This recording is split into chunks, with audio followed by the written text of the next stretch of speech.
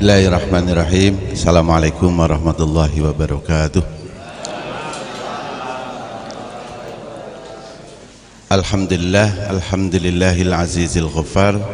Nahmaduhu wa nasta'inuhu wa nastaghfiruh. Wa na'udzu billahi min syururi anfusina wa min sayyiati a'malina. May yahdihillahu fala mudhillalah wa may yudlil fala hadiyalah. Asyhadu an la ilaha illallah wahdahu la syarikalah wa asyhadu anna Muhammadan abduhu wa rasuluh, amma ba'du.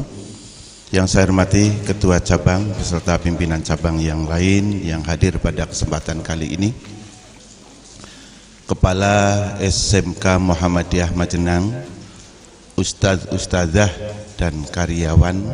Alhamdulillah pagi hari ini saya bisa bersilaturahim, tapi saya melihat ada wajah-wajah baru yang baru ketemu mungkin ya. Alhamdulillah, saya hanya sedikit saja yang perlu saya sampaikan karena waktunya tadi hanya diberi khamsata asyar, jadi 15 menit saja.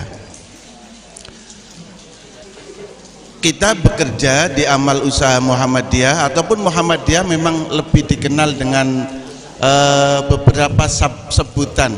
Barangkali Bapak Ibu semuanya, guru karyawan paham Muhammadiyah adalah organisasi atau gerakan Islam, amar ma'ruf nahi mungkar dan tajdid.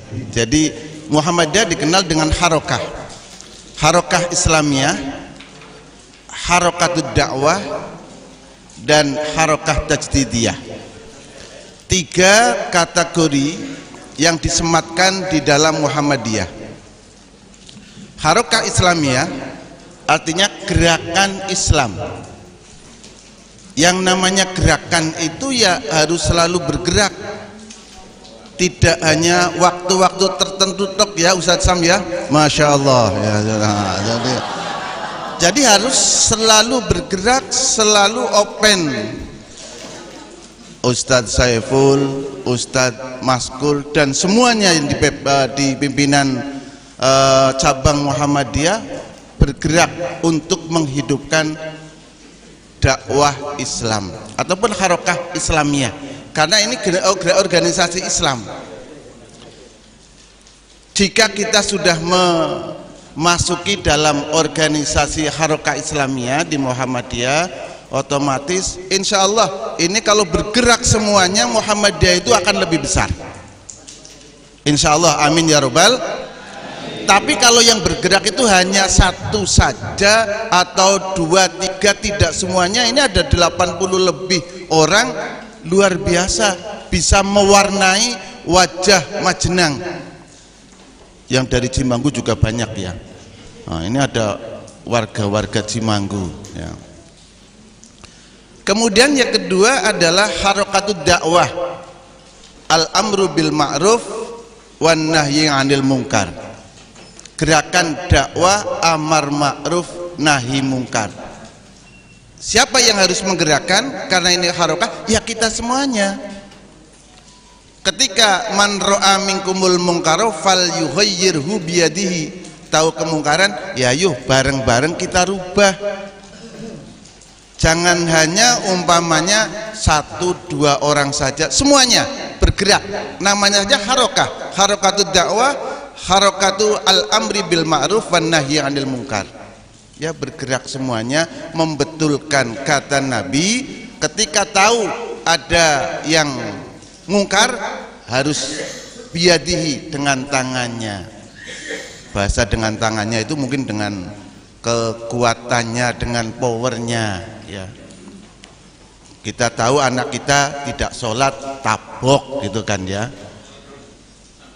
Mas Udin juga seperti itu, ngerti ono guru karyawane kok kon jamaah ora gelem ditabok Mas Udin ya. Ini dalam rangka al-amru bil ma'ruf wan nahyi 'anil munkar. Kemudian yang ketiga adalah harokatut tajdidiyah, gerakan perubahan. Muhammadiyah terkenal dengan harokah al-jam'iyah at-tajdidiyah, organisasi pembaharu, yang di sana ada yang namanya majelis tarjih. Majelis tarjih itu merupakan majelis yang punya kewenangan otoritas, diberikan otoritas ijtihad di dalam persyarikatan. Yang lainnya enggak. Otoritasnya itu memang ada pada majelis tarjihnya. Jadi di luar majelis tarjih memberikan fatwa, ini fatwa dari ketua majelis dikdasmen gitu kan ya, enggak bisa. Jenengan masuk tarjih apa bukan? Enggak, saya ketua majelis umpamanya.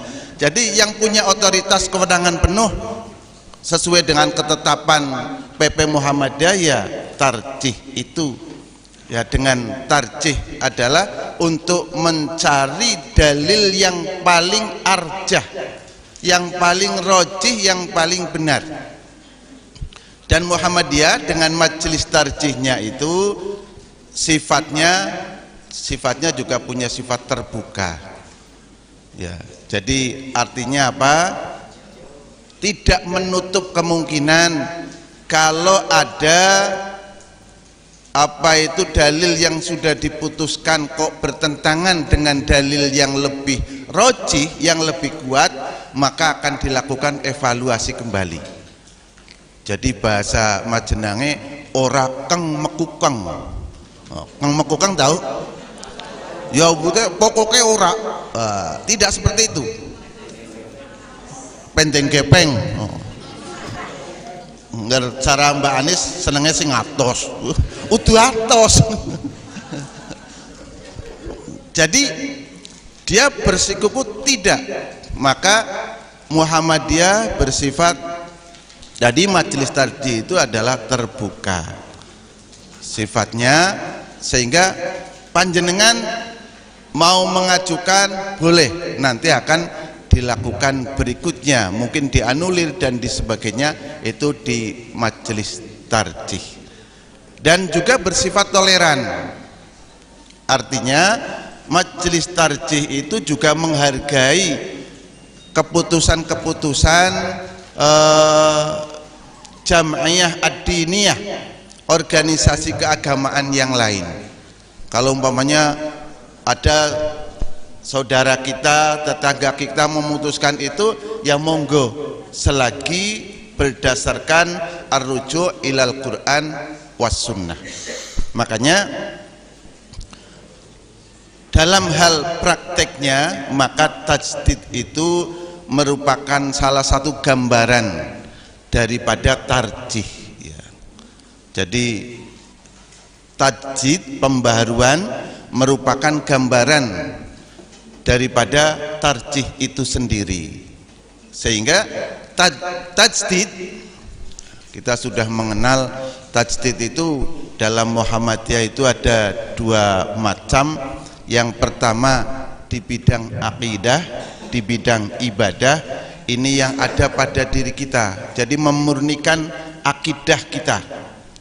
Ya mohon maaf, ini yang mungkin berasal dari keluarga Muhammadiyah ataupun mungkin lulusan Muhammadiyah itu mungkin bisa 50% atau 25% atau mungkin 10%. Yang lain insya Allah simpatisan yang mendukung dengan persyarikatan. Seperti yang kemarin kami melakukan, kita dari PCM melakukan fit and proper test terhadap calon-calon guru. Itu ternyata dari sekian 35-an yang Muhammadiyah hanya berapa, tapi yang lain simpatisan. Mudah-mudahan setelah berada dalam aum itu betul-betul bisa mengamalkan, bisa mendukung Muhammadiyah sebagai harokah Islamiyah, harokah dakwah, dan harokah tajdid. Makanya tajdid ini di bidang ibadah, di bidang akidah itu harus lebih awal dimulai dari diri kita. Coba tes.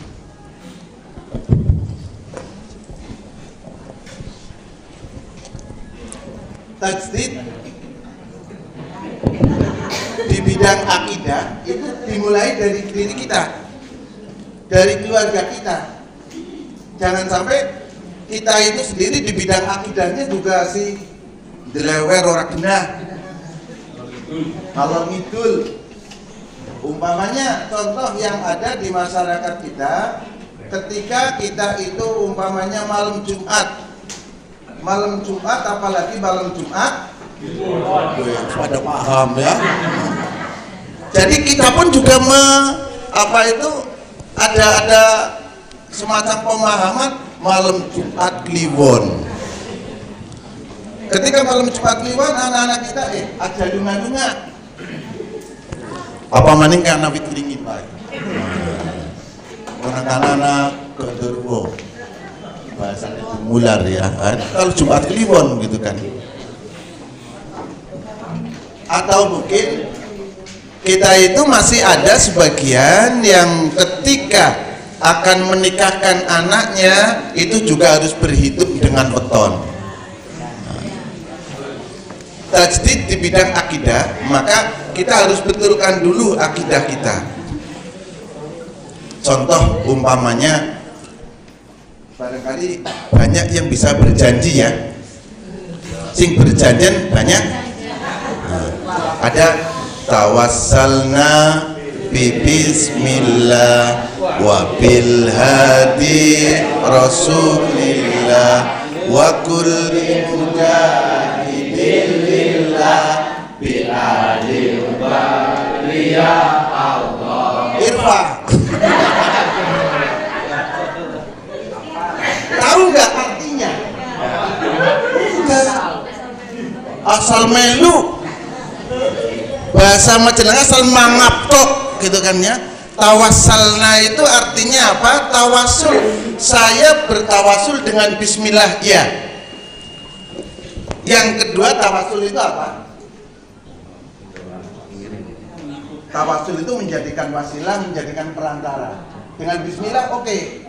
Tapi wabil hadi rasulillah. Tawasul dengan nabi yang sudah meninggal dunia. Wabil hadi rasulillah wa kulli mujahidilillah, dan orang-orang yang berjihad di jalan Allah. Bi ahlil badri ya Allah, dan juga ahli perang Badar. Kita juga bertawasul. Jadi artinya warga sini ketone apal banget ini masalahnya ya. Apalagi pol separuh lebih insya Allah min ahlil berjanji. Tapi tidak tahu artinya. Tawasul dengan nabi yang sudah meninggal dunia boleh tidak? Loh kok podo maca, podo ngucap tawassul nabi bismillah wa bihadi rasulillah. Tawasul dengan para mujahidin yang meninggal dunia, walaupun itu lillah, mereka berjuang di jalan Allah, boleh tidak? Ya Allah, saya bertawasul dengan Ali bin Abi Thalib ya Allah, mudah-mudahan, atau ya Ali bin Abi Thalib, sampaikan tujuan saya kepada Allah karena engkau adalah orang yang dekat dengan Allah. Itu makna tawassal Nabi bismillah. Atau bi ahlil badri, dengan para pejuang perang Badar yang sudah meninggal dunia. Kami bertawassul ya Allah, mudah-mudahan mereka bisa menyampaikan niat azamku dan niatan baikku dikabulkan melalui para pejuang perang Badar. Ini pentingnya ngerti bahasa Arab, orang amin amin tok ya. Biasanya kan ada kiai yang alhamdulillahirobbilalamin amin amin. Lah diamini ya termasuk kita. Jadi jangan kita mengucapkan sesuatu tetapi tidak tahu artinya. Ya termasuk ini, kita bertawasul dengan nabi yang sudah meninggal dunia, bertawasul dengan para pejuang yang ini yang tidak diperbolehkan. Ini diantara kekurangan kita seperti itu ya. Ini di bidang tajdid, di bidang akidah, di bidang ibadah. Demikian juga ada tajdid, artinya usaha memperbaiki di bidang muamalah, di bidang hubungan dengan sesama manusia, hablum minan nas. Maka itu Muhammadiyah juga memberikan tajdid. Dulu umpamanya para santri itu biasanya pakai sarung, kemudian Kiai Haji Ahmad Dahlan dengan merubah menggunakan celana panjang, sekalipun pada waktu itu dikatakan tasyabuh, nyontoh orang Belanda. Jadi pakai celana tidak boleh. Dulu lemprakan kayak di pesantren Sorogan, tajdid Kiai Haji Ahmad Dahlan, kemudian dibuatkanlah meja kursi untuk belajar, ben supaya yang duduk umpamanya semutan, nah dengan kalau ngelemprak dengan duduk di kursi insya Allah akan lebih tenang dan lebih enak. Ya ini usaha-usaha Muhammadiyah yang dilakukan selama ini. Insya Allah lain waktu lagi kita mungkin pembahasan untuk masalah tarjih ya, karena ini hanya sekedar perkenalan sajalah. Billahi taufiq wal hidayah. Assalamualaikum warahmatullahi wabarakatuh. Ya, terima kasih kepada beliau Bapak Dr. Andes Haji Muslihun MDMM ini yang sudah Anda kenal, sudah kita kenal semuanya ya, termasuk salah satu seniki mulai kesepuan teng Muhammadiyah Majenang ya.